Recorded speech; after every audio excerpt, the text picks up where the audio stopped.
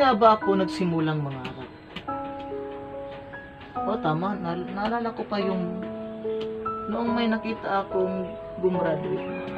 Sabi ko sa akin sarili, pangarap ko noon maging seaman. Seaman, businessman, engineer. Yun. Nagsimula ko when I was 10 years old. Tapos yun, galing ako sa broken family. Yun nga. So, ang dami kong pinagdaanan sa buhay. Hirap, pagod, puyat, para lang maabot kita. Grabe noong mga sakripisyo ko, hindi ko talaga inakala na nandito na ako sa kung ano man ako ngayon. Kasi a lot of sacrifice. Sabi ko nga sa akin sarili, gusto ko nang sumuko noon. When I was pandemic,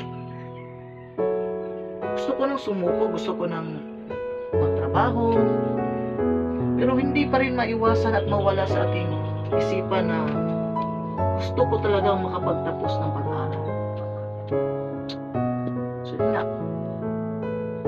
5 times akong madapa, 10 times rin akong tumayo.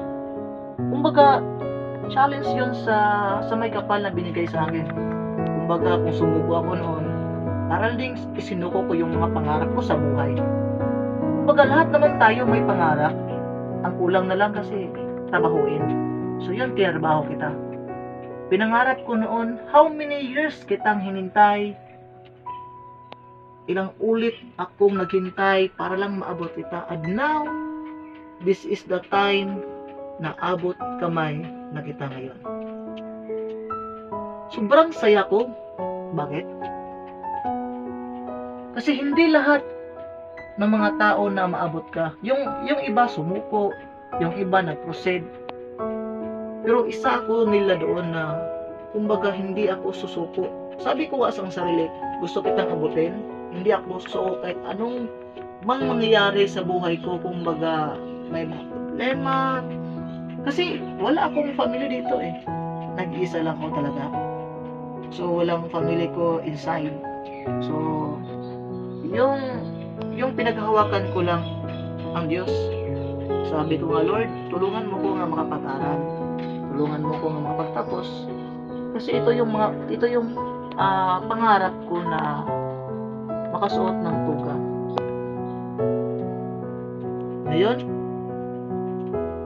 para ba kung maluluha sa saya, iwan ko ba? Kasi kapag nakikita ko itong kalonto at saka yung tasil, kumbaga yung mga pinagdaanan ko doon, nag-flashback eh. Kasi nga, ika nga nila, sakto nga yung motto ko. Yung motto ko in my life, today is sacrifice and tomorrow is peace.